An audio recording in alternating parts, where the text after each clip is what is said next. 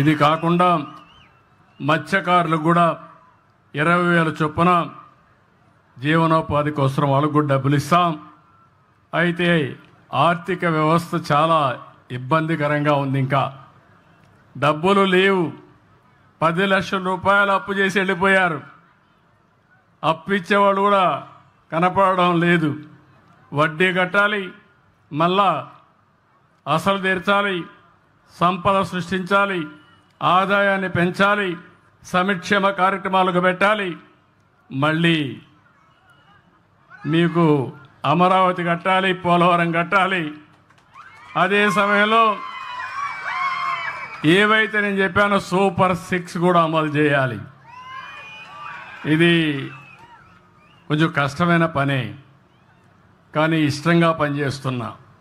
కష్టమైన పని కూడా ఇష్టంగా పనిచేస్తే తప్పకుండా పరిష్కారం అవుతుంది, చేయగలుగుతామనే ధీమా నాకుందని చెప్పి కూడా నేను మీకు తెలియజేస్తున్నా.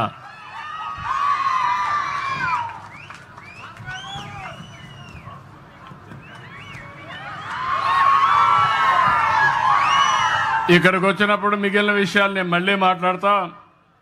ఇక్కడికి వచ్చినప్పుడు ఈ ఊర్లో 1073 కుటుంబాలు ఉన్నాయి. నేను ఒక విషయం మీకు చెప్పాను. ఇక్కడ మార్గదర్శులు ఉన్నారు. ఇంకొక పక్క 41 బంగారు కుటుంబాలు, ఒక 5 మంది మార్గదర్శులు ఉన్నారు. వాళ్ళు మాట్లాడిస్తాను. నా ఉద్దేశం ఒకటే, ఇంటికి కావలసిన అవసరాలు తీర్చే బాధ్యత నాది, గ్రామానికి కావలసిన అవసరాలు తీర్చే బాధ్యత నాది. పేదవాళ్ళందరినీ ఆదుకునే విధంగా కార్యక్రమాలు చేపడతాం. కానీ పైనుండే మీరు, కింద నుండే 41 కుటుంబాలని అందరితో సమానంగా పైకి తీసుకొచ్చే బాధ్యత ఈ మార్గదర్శులకు అప్పచెప్తున్నానని చెప్పి కూడా నేను మీకు తెలియజేస్తున్నా. ఈరోజు ఒకసారి నేను కూడా ఒక గ్రామంలోనే పుట్టా. 6-7 కిలోమీటర్లు నడిచి హై స్కూల్కి వెళ్ళాను. ఇప్పుడు పిల్లలు బెటరు. ఊర్లోనే స్కూల్స్ ఉన్నాయి, రెసిడెన్షియల్ స్కూల్స్ ఉన్నాయి. మేము చిన్నప్పుడైతే 6-7 కిలోమీటర్ల వాగుల్లో, వంకల్లో, అడవుల్లో పోయి చదువుకొని అప్పటికి కూడా క్యారియర్ కూడా చేతిలో పెట్టుకొని, లేకుంటే అప్పట్లో అయితే ఫుడ్ పాకెట్స్ తయారు చేసుకుని పొట్లాలు కట్టుకుపోయేవాళ్ళం. అది తినేసి, ఎందుకంటే క్యారియర్ మళ్ళీ మోయాలి, మళ్ళీ తిరిగి వచ్చేటప్పుడు కూడా. కాబట్టి ఆ విధంగా చదువుకున్నాం, పైకి వచ్చాం, ఒక ఆలోచనతో ముందుకు పోయాం. అదృష్టం కలిసి వచ్చింది. ఈరోజు మీరు చూస్తే ఎవరికి దక్కని ఆంధ్ర రాష్ట్రంలో నాకు ఈ అదృష్టం కలిసి వచ్చిందంటే నా పూర్వజన్మ సుకృతంగా భావిస్తున్నా.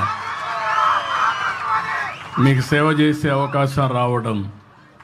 అయితే నేను ఆ రోజు కొన్ని పబ్లిక్ పాలసీస్లో మీరు ఒక్కసారి గుర్తుపెట్టుకోవాల్సింది, ఒక నాయకుడు దూరదృష్టితో ఆలోచిస్తే ఆ జాతి బాగుపడుతుంది.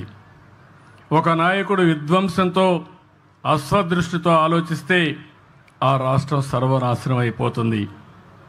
అందుకే నేను 25 సంవత్సరాల కంటే ముందు ఇదే మార్గం మీటింగులో చెప్పేవాడిని. ఆ రోజు 2 విషయాలు ఎక్కువ మాట్లాడేవాడిని. ఒకటి కుటుంబ నియంత్రణ అని చెప్పేవాడిని. నా మాట నమ్మారు, జనాభా నియంత్రించారు. 2 పిల్లలంటే 2 పిల్లలకే పరిమితం అయ్యారు. తర్వాత డబ్బులు వచ్చే కొందికి 2 కూడా వద్దని ఒకరికి వచ్చారు. కొంతమంది ఒక్కరు కూడా వద్దు, హ్యాపీగా ఉంటాం, double income, no kids, let us enjoy అనే పరిస్థితికి వచ్చేసారు. ఇది మరీ ప్రమాదమైన పరిస్థితి ఇది. అందుకే ఇప్పుడు మళ్ళీ ప్రారంభించాను. నేనే ముఖ్యమంత్రిగా మళ్ళీ ప్రారంభించానంటే మీరు అర్థం చేసుకోవాలి. జనాభా తగ్గిపోతూ ఉంది. 2.1 ఉండాలి. అంటే ఒక కపుల్ జీవితకాలంలో 2 కంటే ఎక్కువ జన్మనివ్వాలి. అప్పుడే జనాభా కంటిన్యూ అవుతుంది. అంటే 2 వరకు చనిపోతూ ఉంటారు. కానీ ఈరోజు వచ్చింది ఆంధ్ర రాష్ట్రం 1.5, 1.6కు పడిపోయాం. దీనివల్ల జనాభా తగ్గే పరిస్థితి వస్తూ ఉంది. మీ ఊర్లో రేపు రాబోయే రోజు 2035కి జనాభా పెరగదు, ఇదే మరిగా తగ్గిపోతుంది. కడాన పిల్లలు ఉండరు ఊర్లో, అంత ముసలోళ్ళే ఉంటారు. తర్వాత ఊర్లే ఉండవు. అందరూ చనిపోతే ఊరే ఉంటుంది, వేరే ఊరే అయిపోతుంది. అలాంటి పరిస్థితి రాకూడదని నేను ఆలోచిస్తున్నా. ఎప్పటికీ ఎప్పటికీ చరిత్రలో ముప్పాళ్ళ గ్రామం ఉండాలంటే మీరందరూ కూడా జనాభా నియంత్రణ చేసుకుంటే తప్ప సాధ్యం కాదని చెప్పి నేను మీకు తెలియజేస్తున్నాను. ఒకప్పుడు మనం చూసేవాళ్ళం, ఎవరికైనా పిల్లలు లేకపోతే ఆ మహిళని కొంచెం చిన్న చూపు చూసేవారు, భార్యాభర్తలిద్దరిని కూడా చిన్న చూపు చూసేవాళ్ళు. అప్పుడు కంపల్సరీగా ప్రతి ఒక్కరూ హాస్పిటల్ కూడా వెళ్ళి టెస్ట్ చేసుకొని పిల్లలు కనే వరకు ప్రయత్నాలు చేసిన సందర్భాలు ఉన్నాయి. ఈ విషయాలు మీరు గుర్తుపెట్టుకోవాలి. అది మనం చేయాల్సిన బాధ్యత మన మీద ఉంది. రెండో విషయం, ఆ రోజు నేను ఐటీ గురించి మాట్లాడాను. ఈరోజు మిమ్మల్ని అందరిని చూస్తే నేను గర్వపడుతున్నా. ఎన్నో ఏళ్ళు కాదు, 25 సంవత్సరాలు కళ్ళు మూసుకుంటే అయిపోయింది. 25 సంవత్సరాలు హైదరాబాద్ని మీరు చూస్తే ఏ విధంగా ఉందో మీరు చూశారు. హైదరాబాద్ అది ఆ రోజు నేను చూపించినటువంటి చొరవ, నా విజన్. అది తెలుగు జాతికి ఒక మహానగరం ఉండాలి, ఉపాధి కల్పించాలని ముందుకు పోయాం, చేశాం. కానీ అదే సమయంలో తెలుగు వారిని ప్రపంచం మొత్తం ప్రమోట్ చేశాం ఐటీలో. ఈరోజు అమెరికాలో కానీ ఆస్ట్రేలియాలో కానీ ప్రపంచంలో అంతా కూడా తెలుగువారే నెంబర్ 1 తలసరి ఆదాయం. అమెరికాలో ఉండే అమెరికన్స్ కాదు, ఇంగ్లాండ్లో ఉండే బ్రిటిష్ వాళ్ళు కాదు, ఏ దేశం వెళ్ళినా తెలుగు వాళ్ళే ఎక్కువ తలసరి ఆదాయం. దీంతో సమానంగా భారతీయులు ఉండే పరిస్థితికి వచ్చింది. అంటే మీరు గుర్తుపెట్టుకోవాల్సిన ఒకటే, తెలివితేటలున్నాయి. ఇప్పుడే నేను రెసిడెన్షియల్ స్కూల్స్కి వెళ్ళాను. 9 మంది పిల్లలు నూతన ఆవిష్కరణలు చూపించారు నాకు. వాళ్ళు హైడ్రాలిక్ లిఫ్ట్ ఎట్టుంటుంది, లేకపోతే మొబిలిటీ ఏ విధంగా తీసుకోవాలి, ఆటోమేటిక్ మొబిలిటీ ఎట్లా తీసుకోవాలి, అదేవిధంగా మిర్రర్ రిఫ్లెక్షన్స్ ఎట్లుంటాయి, అవన్నీ కూడా నూతనమైన ఆవిష్కరణలు చూపించారు. పిల్లలు ఏ విధంగా ఉన్నారంటే మట్టిలో పుట్టిన మాణిక్యాలు మన పిల్లలు. చదివిస్తే ప్రపంచాన్నే శాసించే పరిస్థితి, ప్రపంచానికి ఇన్నోవేషన్స్ అందించే పరిస్థితిలో మన పిల్లలు ఉన్నారు. అలాంటప్పుడు నేను ఆలోచించింది 25 సంవత్సరాలకు వేసిన విజన్ ఈరోజు బ్రహ్మాండమైన ఫలితాలు వచ్చింది. ఇప్పుడు నేను ఆలోచించేది భవిష్యత్తు కోసం ఆలోచిస్తున్నాం.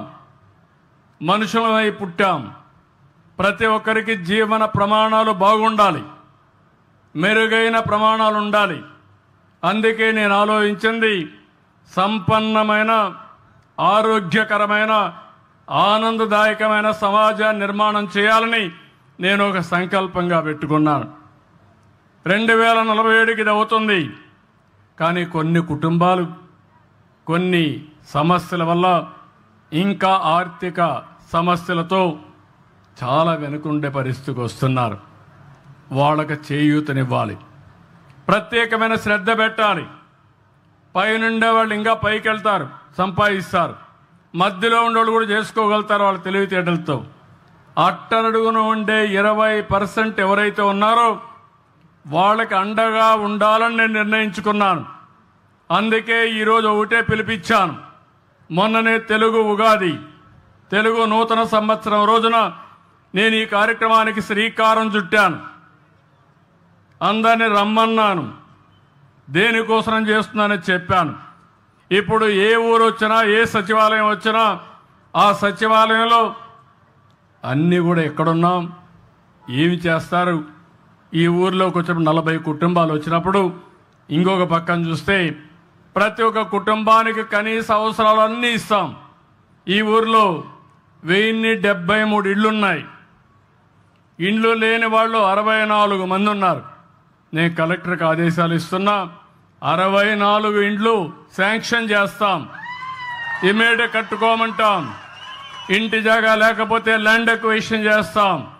ప్రతి ఒక్కరికి గ్రామీణ ప్రాంతాల్లో 3 సెంట్లు ఇవ్వాలని, టౌన్లో 2 సెంట్లు ఇవ్వాలని తెలుగుదేశం పార్టీ ఒక ఆలోచన పెట్టుకొని, అదే మరి ఎన్డీఏ ప్రభుత్వం ఒక ఆశయంతో ముందుకు పోతుంది.